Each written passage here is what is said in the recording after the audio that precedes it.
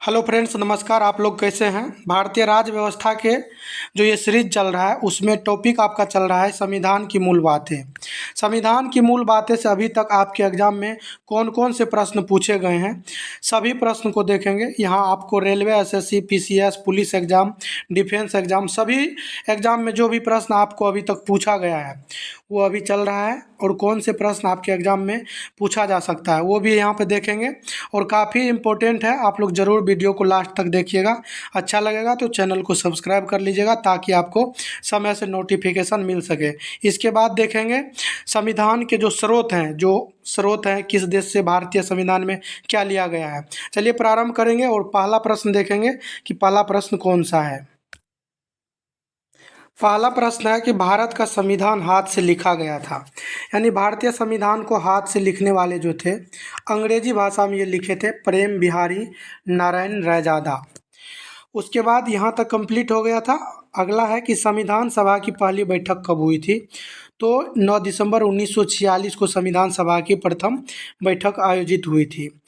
अगला है कि संविधान सभा में रियासतों के प्रतिनिधियों की संख्या थी, तो भारतीय संविधान सभा में रियासत के प्रतिनिधियों की संख्या 93 थी, 93। अगला है संविधान सभा के सदस्यों ने भारतीय संविधान पर हस्ताक्षर किए थे, तो संविधान सभा के सभी 289 सदस्य जो हस्ताक्षर किए थे 24 जनवरी 1950 को। नेक्स्ट है कि सच्चिदानंद सिन्हा संविधान सभा के अंतरिम अध्यक्ष बने थे, तो सच्चिदानंद सिन्हा को 9 दिसंबर 1946 को अध्यक्ष बनाया गया था, और ठीक 2 दिन बाद 11 दिसंबर को डॉक्टर राजेंद्र प्रसाद को अस्थाई बनाया गया था, और ये अस्थाई थे। चलिए नेक्स्ट है कन्हैया लाल मानिकलाल मुंशी ने भारतीय संविधान की प्रस्तावना को वर्णित किया है, यानी कन्हैया लाल मानिकलाल मुंशी के द्वारा भारतीय संविधान की प्रस्तावना को क्या कहा गया है, तो राजनीतिक कुंडली के रूप में इसको क्या किया गया है, वर्णित किया गया है। कन्हैया लाल मानिकलाल मुंशी ने कहा है कि ये राजनीतिक कुंडली है। उसके बाद है कि भारत में संविधान सभा का पहला चुनाव कब हुआ था, तो संविधान सभा का पहला चुनाव हुआ था वर्ष 1946 में। संविधान सभा का पहला चुनाव जो हुआ था वर्ष 1946 में। चलिए नेक्स्ट है मोतीलाल नेहरू अध्यक्ष और 8 अन्य कांग्रेस नेताओं ने भारत के लिए संविधान का प्रारूप तैयार किया था, यानी मोतीलाल नेहरू और 8 अन्य कांग्रेस के नेताओं ने भारत के लिए संविधान का प्रारूप तैयार किया था 1928 में। 1928 में एक नेहरू रिपोर्ट आया था, उसी के तहत किया गया था। चलिए यहाँ से देखेंगे कि भारतीय रेलवे में आपको जो भी संविधान की मूल बातें से जो भी प्रश्न अभी तक बना है वो देखेंगे रेलवे एग्जाम में।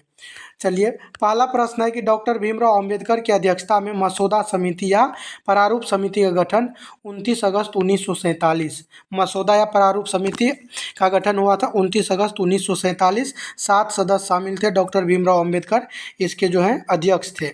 नेक्स्ट है भारत के लिए संविधान सभा के गठन का प्रस्ताव सर्वप्रथम रखा गया था, तो संविधान सभा के गठन का प्रस्ताव जो है सर्वप्रथम रखे थे एम.एन. रॉय के द्वारा 1934 में। नेक्स्ट है स्वतंत्र भारत की संविधान सभा के प्रथम अध्यक्ष, स्वतंत्र भारत के संविधान सभा के प्रथम अध्यक्ष थे डॉक्टर राजेंद्र प्रसाद, संविधान सभा के प्रथम अध्यक्ष। उसके बाद है संविधान सभा के प्रथम उपाध्यक्ष कौन थे, तो एच.सी. मुखर्जी, इनका पूरा नाम है हरेंद्र कुमार मुखर्जी। नेक्स्ट है संविधान सभा के संवैधानिक सलाहकार कौन थे, तो संवैधानिक सलाहकार जो थे इनका नाम था B.N. राव, बेनेगल नरसिंह राव। पूर्ण रूप याद रखिएगा, पूरा ही नाम पूछा जाएगा एग्जाम में। उसके बाद है केंद्रीय सामाजिक न्याय और अधिकारिता मंत्रालय ने 26 नवंबर को संविधान दिवस के रूप में घोषित किया, तो संविधान दिवस 26 नवंबर को कब से मनाया जा रहा है, वर्ष 2015 में।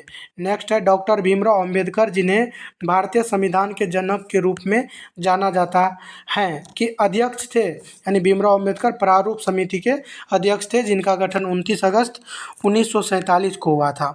अगला है कि 31 दिसंबर 1947 को भारत की संविधान सभा में सर्वाधिक प्रतिनिधि वाला प्रांत कौन था, तो संयुक्त प्रांत से सर्वाधिक प्रतिनिधि आया था। भारत का संविधान 26 नवंबर 1949 को अपनाया गया और लागू हुआ 26 जनवरी 1950। ध्यान दीजिएगा यहाँ पर, चूँकि यहाँ से आप बार बार गलती कर जाते हैं। पूछा गया है कि भारत का संविधान अपनाया गया तो 26 नवंबर 1949, लागू हुआ तो 26 जनवरी 1950, और आंशिक रूप से जब पूछा जाएगा फिर भी 26 नवंबर 1949 होगा, पूर्ण रूप से कहेगा तो 26 जनवरी 1950।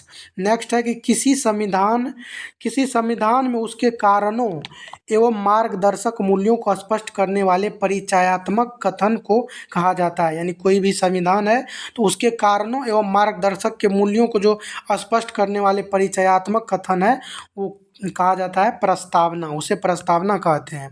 13 दिसंबर 1946 को प्रस्तुत उद्देश्य संकल्प प्रस्तावित किया गया था, तो उद्देश्य प्रस्ताव डॉक्टर पंडित जवाहरलाल नेहरू के द्वारा लाया गया था। नेक्स्ट है स्वतंत्रता, समानता, न्याय और बंधुत्व शब्द का उल्लेख किया गया है, तो ये स्वतंत्रता, समानता, न्याय और बंधुत्व शब्द का उल्लेख प्रस्तावना में किया गया है, जो फ्रांसीसी क्रांति 1789 से लिया गया है। नेक्स्ट है संविधान सभा के वित्त एवं कर्मचारी समिति का अध्यक्ष कौन थे?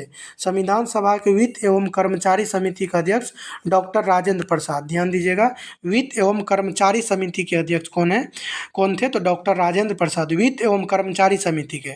नेक्स्ट है कि संविधान सभा की ऑर्डर ऑफ बिजनेस समिति का अध्यक्ष कौन थे? तो के.एम. मुंशी। तो यहाँ पे ध्यान रखना है कि ऑर्डर ऑफ बिजनेस, तो बिजनेस में आदमी क्या करता है, एकदम मुंशी बन के बैठा रहता है, तो के.एम. मुंशी बिजनेस समिति के अध्यक्ष थे। अब यहाँ से देखेंगे कि पुलिस एग्जाम में जो संविधान की मूल बातें हैं, वहाँ से पुलिस एग्जाम में अभी तक कौन कौन से प्रश्न बन चुका है और भविष्य में भी यहीं से प्रश्न आपको देखने को मिलेगा।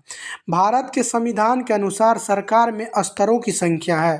तो भारत के संविधान के अनुसार भारत के सरकार जो है इसमें 3 स्तर हैं।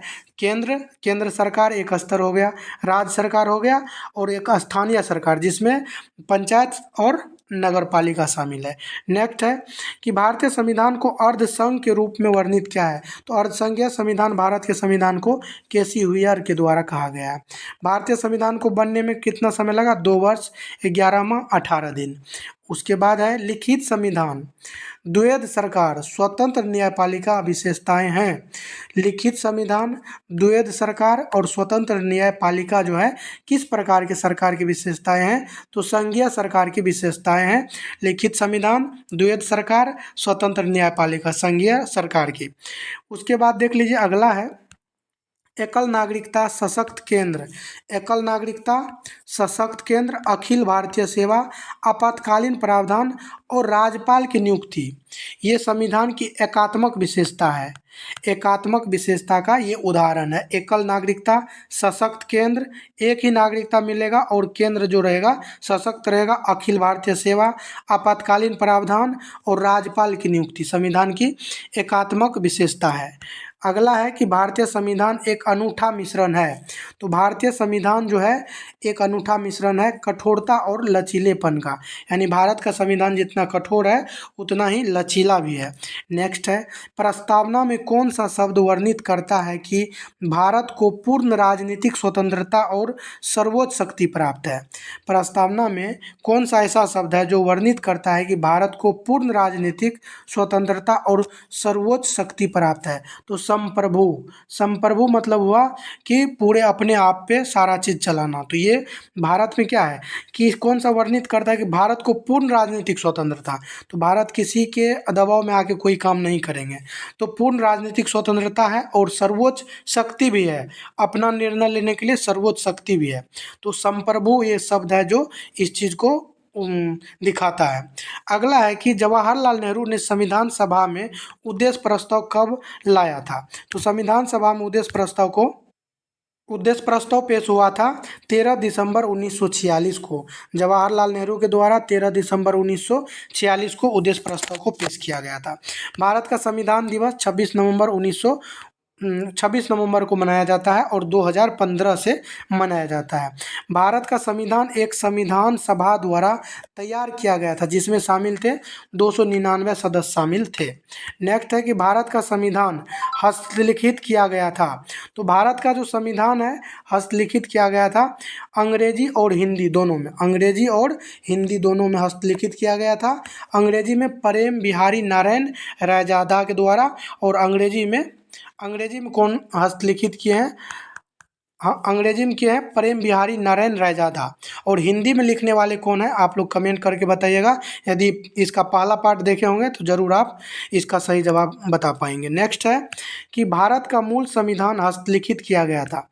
यानी भारत का जो मूल संविधान है हस्तलिखित प्रेम बिहारी नारायण रायजादा के द्वारा। नेक्स्ट है, भारतीय संविधान के अनुसार सरकार के 3 अंग हैं। तो वहाँ पे सरकार के 3 क्या था, स्तर था, केंद्र सरकार, राज्य सरकार और स्थानीय सरकार। यहाँ पे है कि भारत सरकार के 3 अंग, कार्यपालिका, विधायिका और न्यायपालिका, ये 3 अंग है, कार्यपालिका, विधायिका और न्यायपालिका। नेक्स्ट देखिए कि संविधान सभा ने भारतीय संविधान को अपनाया। तो संविधान को अपनाया गया था 26 नवंबर 1949 को। संविधान सभा ने भारतीय संविधान को 26 नवंबर 1949 को अपनाया या अंगीकार किया गया, या कुछ अनुच्छेद जैसे 15 अनुच्छेद को लागू किया गया था। तो ये बात पूछेगा तो 26 नवंबर 1949। और लागू कब हुआ था, तो 24 जनवरी 1950। और पूर्ण रूप से भी कहेगा तो वहीं 50 होगा। उसके बाद है कि 1946 के संविधान सभा में भारतीय रियासतों का प्रतिनिधित्व करने वाले सदस्यों की संख्या। तो 1946 में संविधान सभा में भारतीय रियासत के जो प्रतिनिधित्व कर रहे थे ऐसे 93 सदस्य शामिल थे।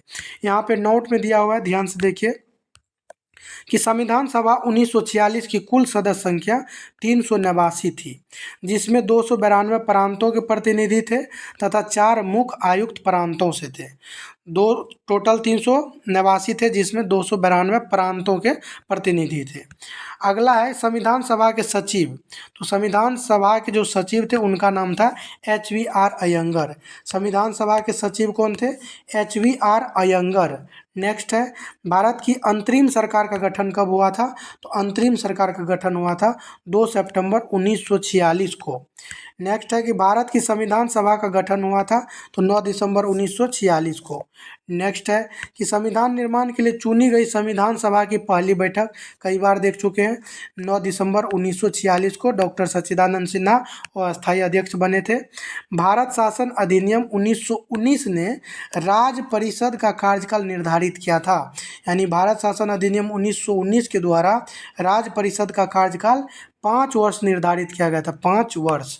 नेक्स्ट है कि डॉक्टर राजेंद्र प्रसाद को संविधान सभा के अस्थायी अध्यक्ष के रूप में चुना गया था। तो डॉक्टर राजेंद्र प्रसाद को 2 दिन बाद 11 दिसंबर 1946 संविधान सभा द्वारा सर्वसम्मति से उद्देश्य संकल्प को अपनाया गया था।